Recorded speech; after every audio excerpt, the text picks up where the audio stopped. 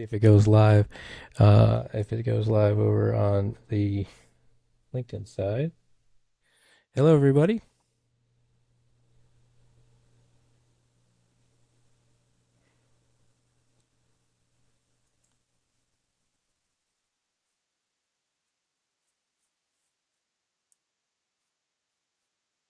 Do you show anything on your side, Mariella? Does it show live? Can you go to LinkedIn? Or you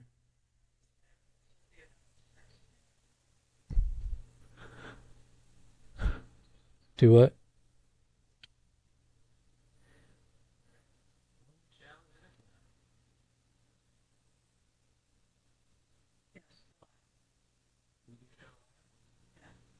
Okay.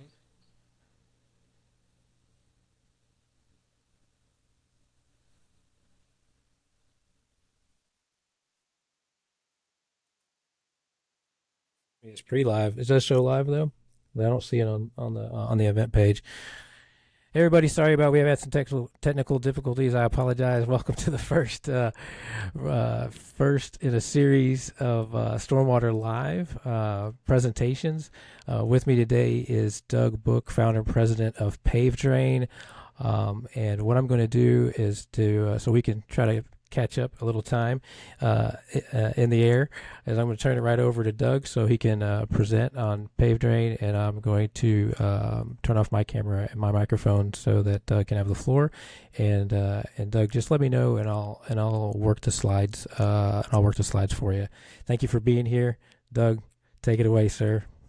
Thanks, Ty. This might be the first and last one just based on Hey man, technical. hey listen, you didn't get me. You were number one podcast Remember, episode, and after we jumped up and down on detention ponds, you didn't get me canceled. So I'm you just know gonna say, hey, this is how we roll, brother. what's the So adage? First one over the hill takes all the shots. So here we yeah, go you again. you like Why the not? arrows in your back, man. You That's what I like it, do. so I Right at you appreciate you too. doing it. My pleasure. Let's get it.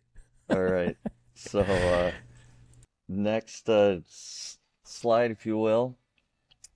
Uh, Hopefully this will go to the next one.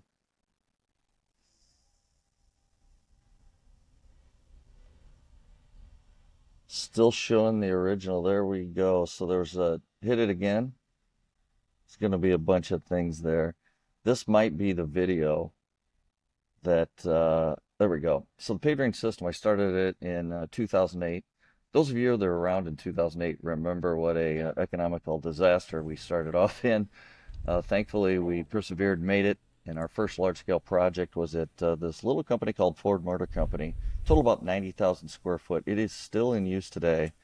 In 2018, Ford was going through a plant expansion, and they went into the existing paved drain system, pulled up 15,000 square foot, set it aside, and then went into the old asphalt parking lot, cut out an area that they were going to put that 15,000 square foot back into, dug it down, lined with the geotextile, installed rock, compacted it, and reinstalled the 15,000 square foot that they had removed. So PaveDrain is truly a sustainable stormwater solution that it is.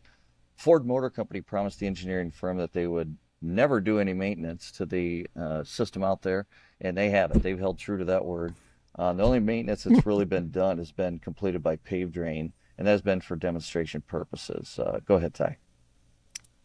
Since that time, we've made some Uh, headway. Kind of a partial listing of companies who rely on PaveDrain. It's kind of a who's who of companies around the United States. I think we're on about our 15th, 16th Chick-fil-A that we've done in the Southeast, and a whole list of companies that have done it as well. Go ahead, Ty. When we first got started, the vast majority of the installations we did were on the private side. Since that time, the municipal market, which tends to take just a little bit longer to catch up, has surpassed the private side. It's now about 80% of our square footage that goes in a given year is really on the municipal market that is out there across the country. A little, again, about a who's who of municipalities around the U.S. that have done that. Go ahead, Ty.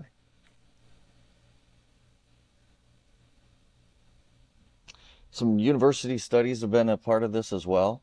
A lot of Big Ten focus is that we're established in the middle of the United States in the Midwest, And you see some of the universities that have installed the PaveDrain system as well. Go ahead. Do a lot of research at those too. So what is PaveDrain? One of the things we really try to focus on is that PaveDrain is not a paver or a permeable paver. We have some of the same similar characteristics of the paver in that we are made of concrete, and that's about where it ends. Go ahead, Ty. PaveDrain blocks is what they really are. It's a permeable articulating concrete block. The blocks themselves are not permeable. The permeability comes in the joints and the way the product is designed. Pavers are small, tiny, 3 to 5 inches in terms of how length and width of them. They're only 2 5/8 inches thick on most cases. PaveDrain blocks are much bigger. Our individual block, it measures 12 inches by 12 inches, 5.65 inches tall, and weighs in at about 45 to 50 pounds. Our heavy duty unit, where we do not incorporate an arch into it for additional storage and to lighten it up, those blocks weigh in at about 65 pounds per block. So they are quite robust in applications to do there. Go ahead, Ty. Our block manufacturers around the country follow an old ASTM that is out there. What PaveDrain does, it does three different things. It paves, it drains, and stores. The other thing it can do is it can be easily maintained. Go ahead, Ty.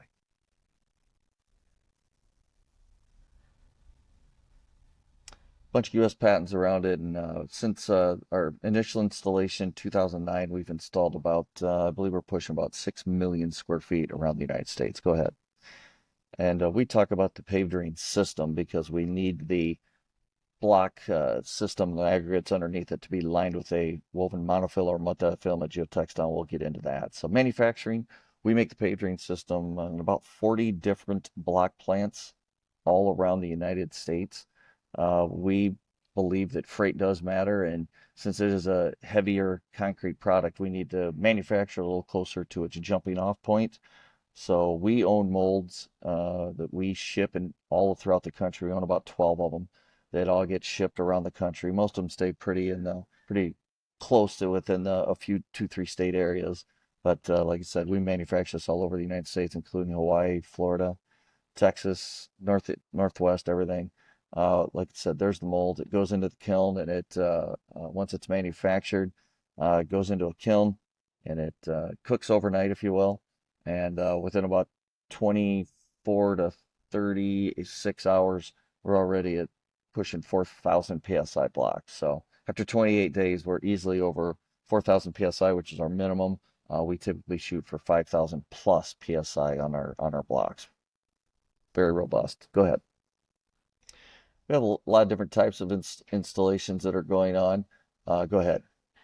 Almost every job has some sort of hand placement. We initially started out doing mattress installations, and we quit doing that just due to economies of scale. And the vast majority of what we put in now has some sort of machine layment in it. Go ahead, Ty. See if this video runs. Nope. See if it goes. No. See if it goes. I don't think it's gonna go. That's fine. Just a mechanical yeah, par for the course on this one. This is a presentation from 2019, so we've had a few advancements since then. So each individual block is surrounded by 6 blocks, 2 above, 2 below, and then 1 on each side. One of the things we do not do to the PaveDrain system is we do not fill those open gaps with any rock or chips to choke off the flow of water into it. Pavers typically use a choker stone both beneath it and in between the open joints of the tiny little pavers. We do not do that. We don't want it filled up. We know over time it's going to get filled with debris, but we know we can vacuum that out and pull that debris out as we've done all over the country. So again, we do not backfill this with rock or stone. Go ahead, Ty. And just to emphasize it again, there's a little shot showing you we just don't do it. We don't sweep it or fill it with rock or joints or sand. Go ahead. All corners are rounded so that no edge is created to catch on a snowplow. Unlike the tiny little pavers that everybody has heard, kind of a bit of a horror stories of the pavers being kicked out or knocked out of there. These blocks are just too big, too thick, and the interlock, it prohibits them from being knocked out of there. Now, will a steel snowplow blade on the front of a big dump truck scrape off the blocks? Yes, it is going to do that, but they're not going to get flipped out. It'll chip them, it'll do all that, but it's not going to flip them out. Great. Our base is critically important. Like anything being built, we got to build it from the bottom up. What we utilize is a heavy duty woven monofilament type geotextile on the bottom and up all four sides. Those monofilament type geotextiles have a tremendous amount of grab tensile strength, but you can also hold them under a sink and the water will basically blow right through it or go right through it. We do not want the slit tape geotextiles. Great tensile strength, but you hold them under a sink, it'll hold the water. And we are against the non-woven or the felt-like geotextiles because they don't have a lot of grab tensile strength to them, and they tend to clog, and they flow fine, but they just tend to clog and just don't have enough grab tensile strength. So we use a woven monofilament. The bottom rock that you see there is what we would refer to as ASTM number 2 stone. That's basically our 5th size stone. The rock above that is what we call our bedding stone. That's a 3/4 inch clean ASTM number 57 stone. We need to create a rock bridge between the number 57 stone, the number 2 stone. And then the little green line that you see there is a GeoGrid Tensar BX 1100, Mirify BX 110, or BX 1100 is all the same stuff. And what that does is once that rock is all in and compacted and we set the PaveDrain blocks on it, that rock with that grid on it can be walked on. And it keeps the rock in place, that 57 stone in place. And then the other thing it does is it keeps those legs up and out of the salt that people tend to do with it. Again, we have thinner cross sections on the upper level where it's just a geotextile, 57 stone and GeoGrid, then the PaveDrain system. For those of you that are wondering what our cross-section depths are, the deepest we have ever gone around the country is 10 feet deep. Wow. Obviously about 9.5 feet of the number 2 stone, a few inches of the 57, then the PaveDrain. The thinnest we've ever gone is about a 4-inch section of the 57 stone beneath a pool deck. If there's an average around the country, it's probably around 24 to 36 inches of depth beneath the PaveDrain system. Go ahead. As a lot of people have put in installs in the north, we've never had frost heave. We've got a lot of experience in it. Some of our biggest markets are in Minnesota, Michigan, Wisconsin, upper north of U.S. Again, we've never had frost heave, never have it, never will. One of our first installations was in Bladensburg, Maryland. It's kind of before and after shot. You can see this old asphalt parking lot was just shot. And the city was tired of always constantly resealing it, repairing it. They just a lot of expense there, so they tore it all out and installed the PaveDrain system on it. Go ahead, Ty. This 10,000 square foot parking lot was installed during a rain and sleet storm, and they still were able to get it in. Again, PaveDrain is a precast block system, and it's meant to be handled in these types of inclement conditions. Unlike pervious asphalt, pervious concrete, it needs to be darn near perfect for them to get it in. The PaveDrain block is, again, that's a precast system, so we can be subjected to these types of weather conditions, and oftentimes are to put in. Go ahead, Ty. The next photo is probably a slide of a photo of a fire truck driving right on top of it. Now, I know a lot of people have seen permeable pavers utilize a garden hose dumped on top of it. Well, we decided to go a little upscale, and we took a whole fire truck and drove it right on top of it. Again, this is parked on the PaveDrain, and then we opened up the side of the fire truck and dumped the whole thing into there. This project is a little unique. Parking lots are quite easy. Not a big lot of trees around this, but this has been installed for over 10 years, and they've never done anything to it. And again, this is an 80,000-pound 2-axle fire truck driving right on it. The PaveDrain system absorbed 550 gallons in 75 seconds, and it was all gone. So you can see on the picture there that the water is just hitting the top of the PaveDrain blocks and going about, each block is 1 square foot essentially, and the water is only traveling about, let's call it 7-8 feet, and it's already gone and into the PaveDrain system and into that open graded aggregate. Infiltrates at staggering rate compared to everything else. Go ahead. And this is a great example of the infiltration rates of the PaveDrain system as compared to everything else. All permeable systems are tested according to ASTM C1701, commonly referred to as the bucket test. And why? Because you take a typical plastic bucket, cut the bottom out of it, flip it over and put it on the ground, and take a little plumber's putty on the inside and the outside, smash it down against the PaveDrain, and that's when you pour another 5-gallon pail of water into it, and you time how long it takes to infiltrate. Now, most permeable surfaces brand new, pervious asphalt, pervious concrete. It'll do 600 inches per hour, quite impressive. And permeable pavers, brand new, will do 100, 200 inches, kind of depending how you're pouring the water. Now, PaveDrain, when it's tested and it's brand new, we've easily exceeded 1,015 per hour. Go ahead, Ty. Most of the ASTM that's out there that goes with doing this is all centered around staying above 8 inches per hour. What's really been categorized as the failure mechanism is anything less than 8 inches per hour, which is a hurricane type of event. That will prohibit the water from infiltrating at a proper rate. Well, we figured out that if we start a little farther north and away of the of 8 inches per hour, it's going to take a lot longer for it to clog up as opposed to being at 100, 200 inches per hour. And we've been proven true on this. So this, a lot of our projects have been in for 2, 3, 4, 10 years, and still never clogged, and they still infiltrate at staggering levels. Go ahead, Ty. This probably won't show. That's a video here showing the infiltration Oh, okay. rates. So next one, go ahead. This is uh, we are part of HydroCAD, and we also have our own software, or excuse me, Excel program to pass on to anybody to size out a project to see how much storage you need, how much pave drain you can do, and move it around in terms of rock depth and all this stuff. And we can easily and readily pass that Excel spreadsheet on to you for utilization. Go ahead, Tom.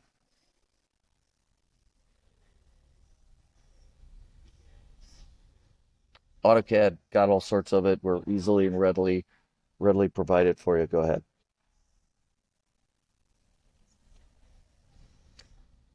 This is one of our, we're starting to get into a lot more underground storage detention projects that we are being a part of. And this is another great example in use of the PaveDrain system. PaveDrain is the inlet on these projects. All of the water is infiltrated towards the PaveDrain system. Because the PaveDrain system is permeable, it does not count against your stormwater runoff number. So you have a big roof area, huge asphalt area draining onto the PaveDrain system. That minimizes the volume that you need to capture. But again, this underground detention, most of these have upwards of 95% plus void space in them. That is a great way to store a lot of water beneath the paved drain system when you do this. I'm all, as if anybody's listened to me in the past, my bashing of ponds. This is yet another great way of just destroying and get rid of these stupid 1980s designs of ponds that are so overdone. It's almost comical. Go ahead, Ty. I had to get a Okay. shot at Ty. You Well, I knew I know, had right? to. You Wait, knew I. wait. Tell me, Hey, tell me again. listen. How do you feel about You detention people are ponds? lucky I lasted this long before I started What do bashing ponds. hey, what do you mean, you people? I don't know. We're going on. We're going on. Moving Everybody on. knows. We're moving on. Okay, We're okay. moving on. Back on track. We're Back on moving track. on. So, Back on track. things we can Back on provide track. for you: a lot of testing, documentation, research, university studies. We got all of it. Performance-based specifications, kind of structural analysis. We've got all that done. Everybody likes to spend money on all that research, and we did it too. So, solar reflectance index testing, all of it is available. Go ahead, Ty. Backup to the backup. So massive infiltration is a great start again, where you got all sorts of studies. University of Louisville, University of Central Florida. Louisville came back with another study. City of Detroit came back with a huge, it was out there with a huge TMDL removal study and maintenance project. So everybody talks about permeable systems. Oh, maintenance, maintenance, maintenance. Get it. So let's get into that. Go ahead, Ty. And like I say, ponds have maintenance too. It's just nobody ever does it. So here is the paved drain system and some of the things we've done. So one of the original tests was the University of Louisville, and from there we went on to the University of Central Florida. You don't think they take their stormwater a little seriously down in Florida? They have a whole university dedicated to it in their stormwater department. Go ahead. And they were kind of a little bit of diabolical in what they did to the pave drain system on this one. Go ahead. You can see in that circle we're cleaning it out. Well, this is what they did. They took the pave drain and they inundated it and covered it in sand, silt, plants, you name it. I think you got one more slide, Ty. Go ahead, Okay. click it. And Yep. then what they Sorry. did is yep, there it is, back dumping it into there. And then they watered it in as if that wasn't enough. Then they let it Wow. cook and bake in the hot Central Florida sun for about 2 to 3 weeks, and then called us up and said, "Hey, come clean it." Well, we did. We hooked our PaveDrain vac head up to a conventional Vector truck, combination sewer vac truck, and go ahead, Ty, and we cleaned this PaveDrain up to 90% of its original infiltration rate, which was over 1,600 inches per hour was its original infiltration rate. So we were back to 90% after doing this. So we know that one of the sayings out there is, "Hey, who likes to do maintenance?" Said no one ever. So everything is going to get kicked down the road. Accidents are going to happen. Mulch and everything is going to get dumped into it. It happens. You can reclaim and get this pave drain system back to new or virtually new. You just got to have the right tools to do it. Our pave drain vac kit is a wonderful tool. There's other pure vacuum trucks, otherwise known as the Booker 556 T is I believe its name, and then the Elgin Whirlwind is another brand name. Those two trucks are pure vacuum trucks and they're fantastic. Go ahead.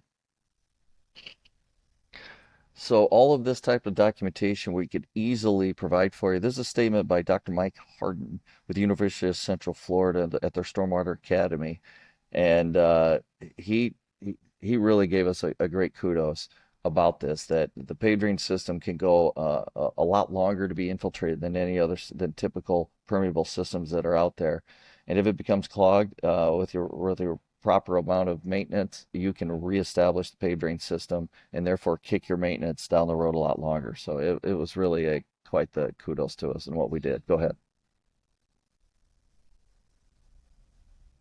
Just beating home this maintenance, Ty.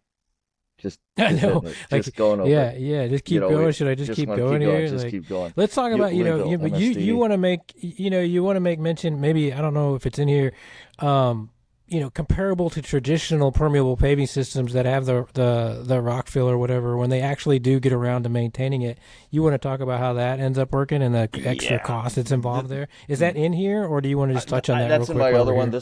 This thing's almost as Yeah, old a as little, you and I. So yeah. this thing's got a few Easy. years on it. Yeah, Easy. yeah, So yeah. So just walk them through. I know we don't have the visual, but walk people through what that happens to the comparison. permeable pavers? And I'm going to pick on them a little bit because pervious asphalt, pervious concrete's kind of, little by little going by the wayside. So what happens to the permeable pavers is they get filled with those rock chips, that choker stone, and it literally does just that. It chokes off. Well, you get the silt, sedimentation, anything else that gets in between those joints and into that choker stone, well, it clogs it up. And you've already restricted the amount of water, stormwater runoff that you can take and infiltrate down in, which is part of the reason they talk about run-on ratios, the amount of traditional hardcover roofs, asphalt, concrete that is running onto them. They don't want it more than most of the time a 3 to 1 or even a 5 to 1 is kind of their highest because they cannot handle that amount of water carrying that debris without clogging them up so fast. So that's one big Achilles heel they got. The second Achilles heel they got is now you got to vacuum it out, and that stuff gets hard and it cakes in there, and you got to vacuum it out. Then the worst part is because they depend on that aggregate interlock between their joints to stay together. You got to go sweep and pour and put that same rock right back in between the joints, all Right. just so that you can go back Exactly. and turn around and Yeah. repeat the whole thing in 3 months, 4 months, 6 months, within a year of what they're having to do. It's a Yeah. It's almost never-ending like you have to maintenance battle. reinstall it. Correct. It's just a You almost have to. battle. You have to do the finishing part of your install Right. again when you actually do your maintenance. For So, anybody that hates anyways, to do maintenance, so, yeah. you're never going to stop doing it. You are always on the backside of it. With pave drain, all we do is vac it out and you're done. And our maintenance intervals are way farther apart than anything else. So it's a huge benefit to us what we're doing. Go ahead, Ty. Get a couple more in there, and let's get on. I think we're going to Okay. get into some street type of stuff. One of Okay. our biggest studies has been by the US EPA, and this is the picture you see is the paved drain system, 8 foot wide, and this is about 1,000 foot up gradient of a traditional inlet manhole or inlet that you would see. This is what we're doing around the country. If there's anything that is going on around the country that is really, really got us going and really taken off, it is this type of design incorporating traditional gray infrastructure with the PaveDrain system as green infrastructure upgrading of it. Go ahead. Okay.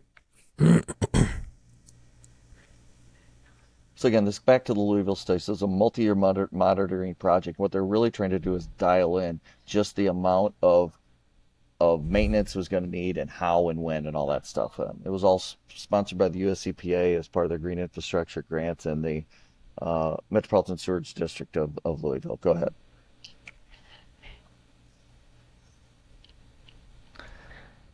So this project was actually quite small. So you heard me earlier mentioning about the permeable pavers not having more than a 3, typically a 5-to-1 run-on ratio. Well, these two demo projects kicked it up. You can see the impervious area on the left is 16-to-1, and on the right it was 20-to-1. So, and these two areas took on just a staggering amount of debris, kind of a worst case scenario because of the magnolia trees that line these streets. They drop buds 24 hours, 7 days a week, all year long. And then, of course, cars drive on it, and then they back up on it, and then they crush it down, and then it rains a little bit, and it washes into it. This is about as bad as a place as you could pick to go do this. Go ahead. Now, again, how do you as an owner cost effectively maintain this? Now, this was quite the monitoring project that was going on. Keep going.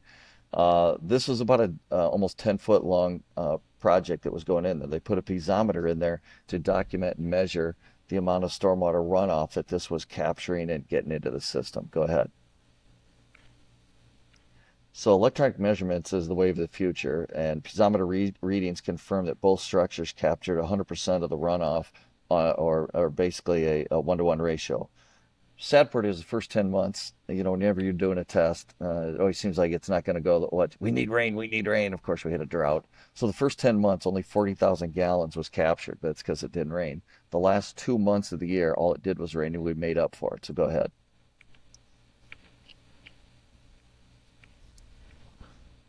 Visual inspections were part of it.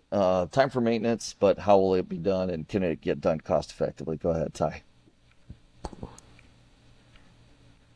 3 types of maintenance were tried. The crosswind, this is documented as a vacuum truck, but this is a crosswind. This has a big, I think it's about a 2.5-foot by almost 4-foot long suction port on it, which doesn't generate a lot of suction. Really, all it is it's just a little bit of a vacuum to suck up leaves. That's really what it's for, is leaf removal. It's not meant to clean up the debris. So it really didn't work. Go ahead. Then we got into compressed air and pressure washing. It knocked it out, but it didn't really do the job. Go ahead. And it was just too tedious on top of it. Then what we did is we worked with a supplier out of Louisville, and we came up with a PaveDrain vac head that gets hooked up to a combination sewer vac truck. That's what you saw earlier at Florida. This is one of our first iterations of this tool. We've now obviously really advanced that after 2012, 2013. We've sold probably 75, 80 of them around the country.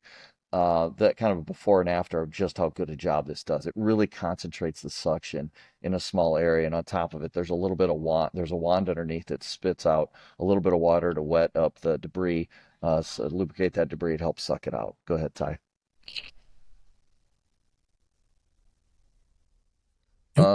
Hard to read that, but basically what it is showing just how much maintenance as dirty as it got, what we were able to do is bring it back to up and well over the initial infiltration rate of 1,700 inches per hour. So anything up and above that is a green line. We were over 1,700 inches per hour. And the city and the engineering firm all decided that anything over 1,700 is basically is unnecessary. But you can see just how much higher we are than that. Just amazing documentation of what the PaveDrain system was able to do. Go ahead, Ty. So the red line represents a cumulative runoff. The black line represents what was captured. You see they mirror each other. Go ahead, Ty. In the first one of those first slides, you saw that we only captured 40,000 gallons in the first 10 months. The last 2 months, it rained like crazy, and we captured an additional 210,000 gallons and captured 250,000 gallons of water on approximately 1,500 square feet. This type of math is what municipalities and engineering firms are paying attention to, because you start incorporating strips of PaveDrain in the gutter pans and in the on the sides parking stalls of streets, you can start to infiltrate obviously millions upon millions of gallons of stormwater by this infiltration. This is what we are really getting done and what's changing stormwater for around the Midwest. Go ahead. A few years later, we started advancing the maintenance side, and this picture is by an Elgin Whirlwind. This is a pure vacuum truck. Now that little port that you see, that steel area just below the truck there that you see, that's got a suction port up beneath it. It's only about 2 inches wide and about 18 inches long. Tremendous amount of suction concentrated in a small area. It sucks and pulls so hard that it'll actually pull up the blocks and they'll spin against the bottom of that suction port for a split second and then drop back down into place as it's passing over. Again, this truck is moving at, call it 2.5 miles an hour as it is removing all that debris between the joints. Go ahead. A lot of this is organic between it, but we can do more than that. We even took a measuring stick and dropped down in between there, or just to measure it. Next one, Ty. A lot of that is the street debris, is a lot of organic stuff. This is back to the Ford assembly plant in Louisville. It's at a 10-to-1 drainage area, and gotta love Google Earth for being able to take these photos. And what you see there is all of the asphalt in between the paved drain slopes to the paved drain, so everything washes and drains off of this. And again, this is where you get down to nobody was ever going to do any maintenance out there. Go ahead. And you see just how much dirt and mud is getting dumped onto that as you see the back up two clicks, Ty. There you go. You see some keys placed on top of the paved drain and on the mud, just to give you a scope on that. Now that photo was taken because that's all the mud that had drained off of one of the more challenging areas off the asphalt onto the paved drain. If I'd have taken that picture and showed another 2, 3 foot to the left of those keys, those blocks were pretty clean yet. So obviously a lot of that was being captured there. So what we did is we took that same Elgin Whirlwind vacuum truck after cleaning out the paved drain on the street, and we went out to this area, and you can see on the left just how dirty that is. Go ahead, one more, Ty. And you can see after one pass just how much mud and debris we sucked out of that out of the top of it and between the joints. Now they went around a couple of times around all those loops, and it only took about 4 or 5 hours, and they had basically that whole parking lot brought it back up to snuff. Go ahead, Ty. Now, when you're sucking all of that debris out of there, it just generates a massive amount of trash, mud, yuck. Now, if permeable pavers would have been installed out there, this hopper would have been filled with all of the rock. Go ahead, Ty.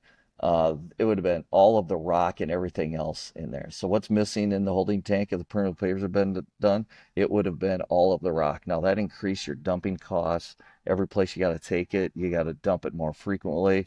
This was a huge area that we did that was mostly filled up with again the water and the mud that sucked out of there. And again, if you had to go back and do pavers, you'd have to buy the rock and put it back into on top of that. So go ahead. So maintenance can be restored and everything now, and you need to vacuum it. So the biggest issue that kind of came out of this study was, maintenance. It was a bit too subjective.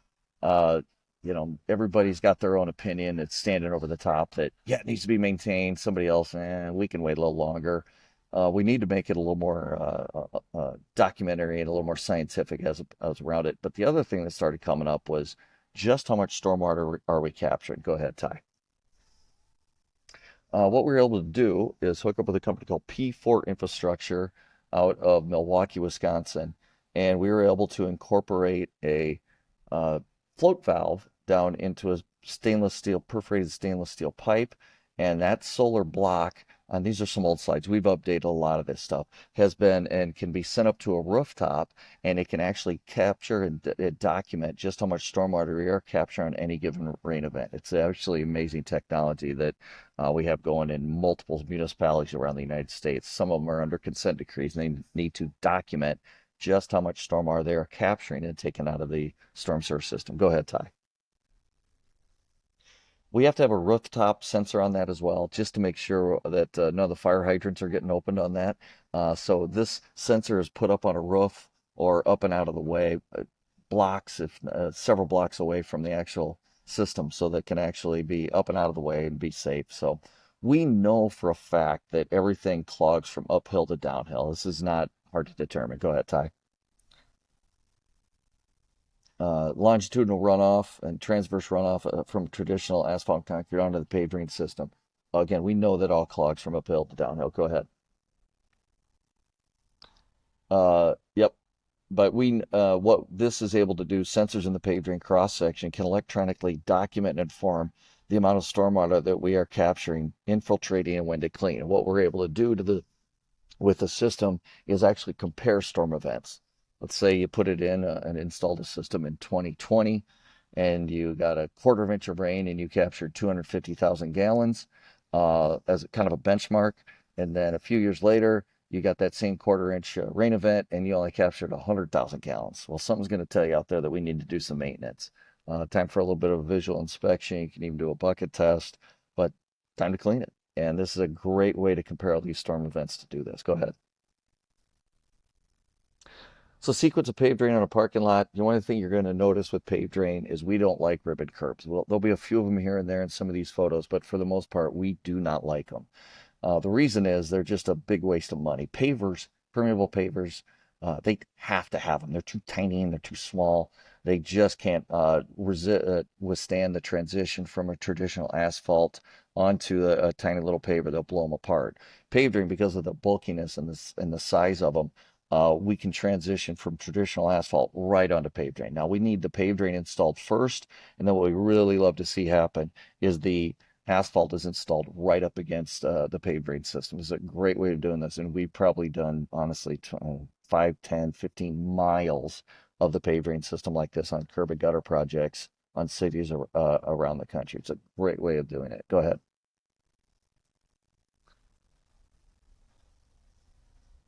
This is a great project in Indiana.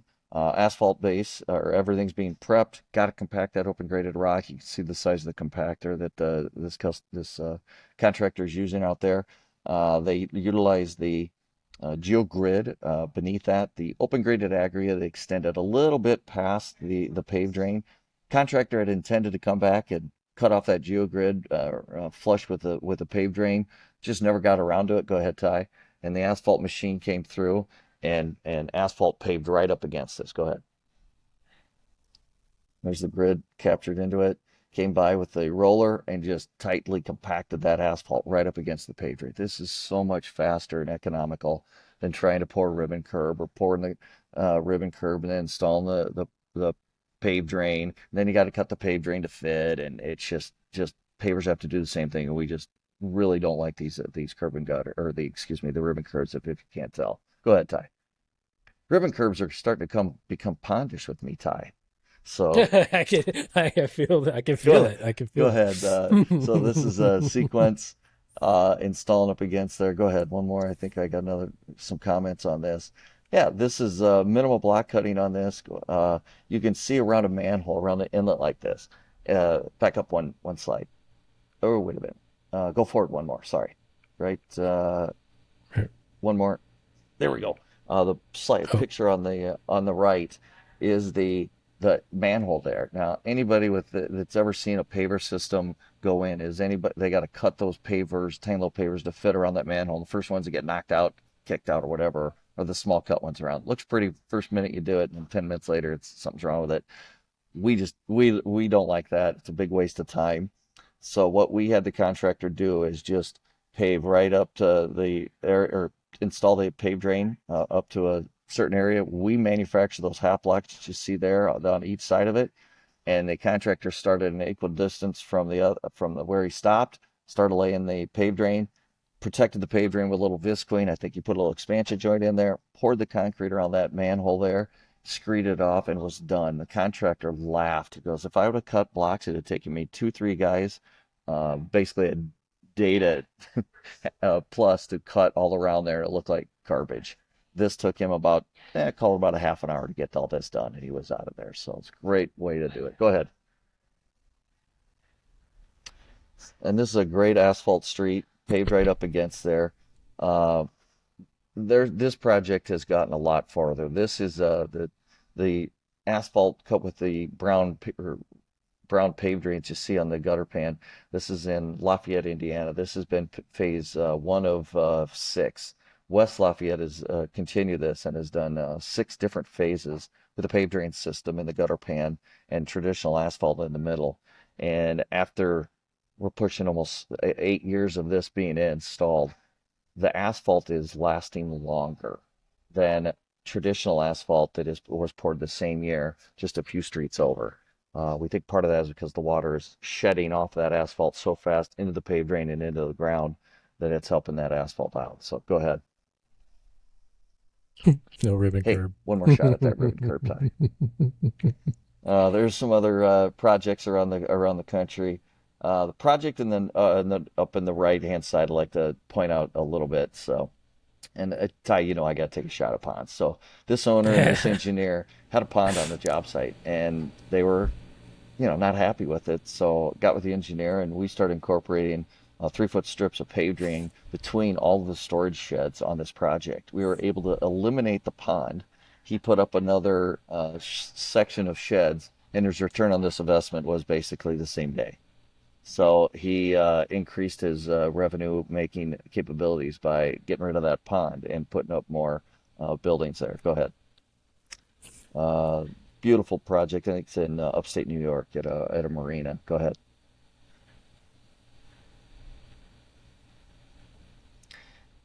This project on the left is in we're outside of Wisconsin. You see a slight turn curve radius there. They never cut a block. PaveDrain has just a little bit of an accordion effect to it, and you can go around a turn or curve there and never cut the blocks. The picture in the upper right-hand corner was installed on a 7.5% slope. Full disclosure on this, these are solid units. These are heavy-duty units installed on this, and we love those on anything that's got a slope. Picture of the lower right-hand corner is a county road out in Maryland. I think the posted speed limit out there is 40 mile an hour. I don't think anyone has driven only 40 mile an hour on it. I myself may have broken a few speed rules just driving out there, but does got a little bit of a vibration to it, so it makes you want to slow down just a little bit, but it's not nearly as bad as let's say a rumble strip. It's probably, call it 30, 40, 50% less than a rumble strip is basically kind of the nature of that. Go ahead. The slope on a driveway didn't heat this driveway, but it could have done it.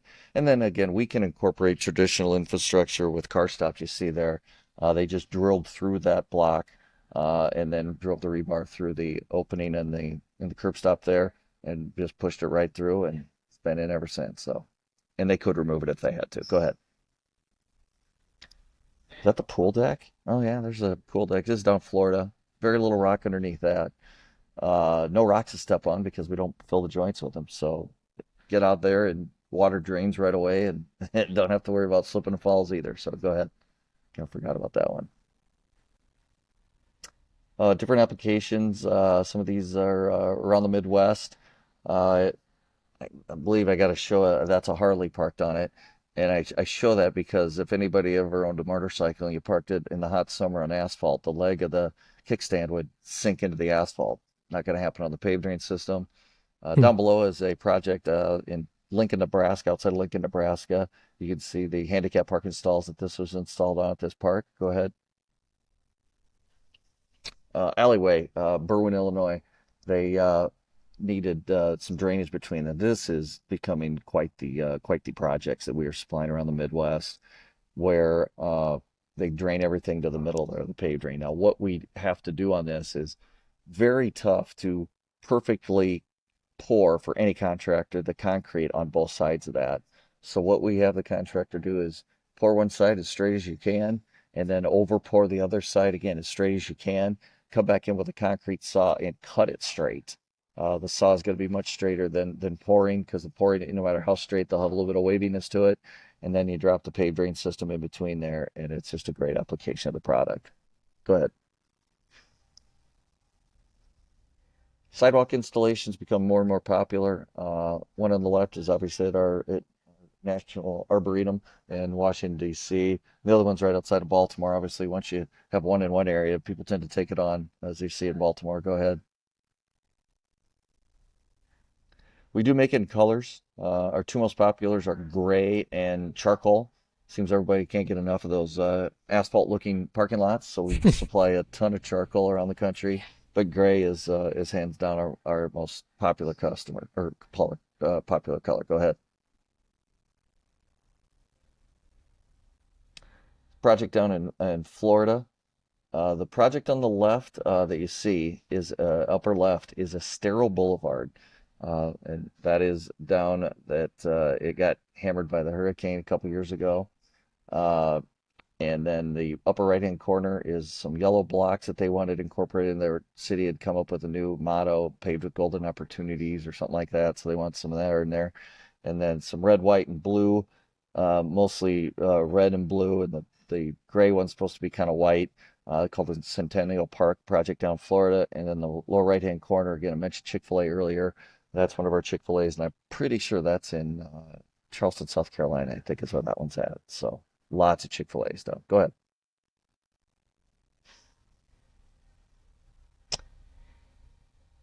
Some regional projects. Those are in Idaho. Go ahead. There's just some other projects. It's just an old presentation.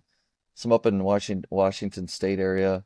We make it in right outside of uh, uh, Yakima, Washington is where we make the PaveDrain system up there. Go ahead. Now we do a layout for every project that we do. This is just a typical layout that shows the number of solid blocks or heavy duty units, half blocks that we incorporate into any given project. So everybody's on count on what actually is getting manufactured and shipped out to the job site. Go ahead. And this project is Goshen, Indiana, called Jefferson Street. I think we're on about I want to overshoot it, called the fourth or fifth project in Goshen, Indiana, and including streets like this that you see there. Mary Kripe was the engineer at the time, and one of the big concerns was a sanctioned bicycle road race that they had going right down the middle of that street. And they were just deathly afraid that these bicyclists would hit the paved drain and they would just wipe out. And she confirmed that none of that happened. The bicyclists barely even knew they were on the paved drain system.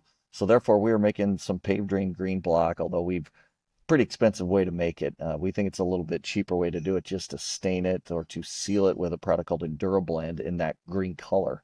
And what it can do is that can act as both a bicycle lane and also a permeable surface to drain all your water into. Go ahead. Oh, so video. This is a Oh, video that's probably oh, not. I That's wish why this I'm not gonna video play, could be but shown. So this guy here I was remember him. awesome. He had to have been an engineer because he asked a lot of questions while it. And what you can see in the picture is the cups of coffee there. I bought him a cup of coffee and I told him that, and there's the proof that I just need him to walk on this, push his grandchildren in that stroller. And we were trying to show that they didn't bounce all over the place and the coffee stayed in place and all that. And what ended up happening is he kept doing take after take because he just kept asking questions. And he finally just walked up and came back, and it was just smooth as literally a baby's bottom, as you can see over there. And it turned out great. So well, these videos are online if you want to see them, or available on our website if you want to see those. So go ahead.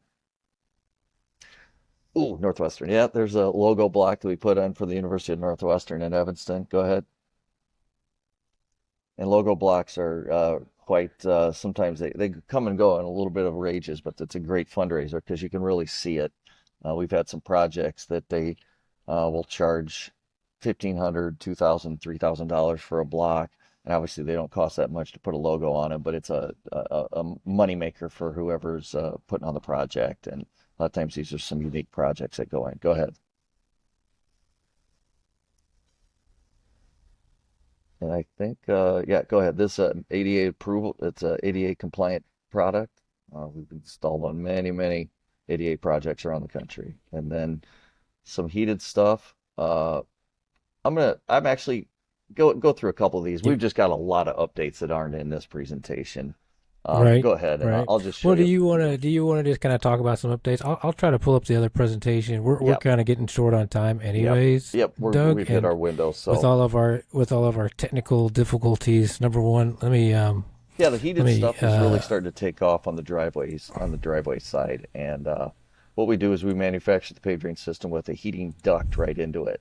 And what it does is puts that heat source real close to the surface. And we've done multiple driveways up in Minnesota now, and we were to the point, most of them average about 1,000 square feet per driveway, pretty average. And after 3 winters, we're now to the point where we can pretty comfortably say that 57 inches of snow in any given winter and was up in Minnesota.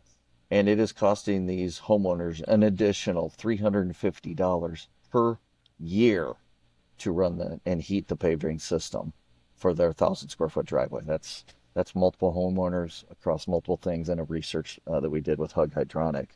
That is, you can't even have a teenage kid complain and bitch about it to go out and drive for that kind of cost. So it just doesn't cost that much to run on for any given winter. So what?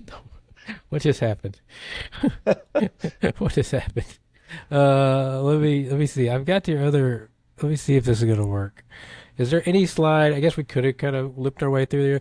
I want to thank everybody that's been watching. This is our first one. And we've had every technical difficulty you can think of with me running the slideshow for Doug.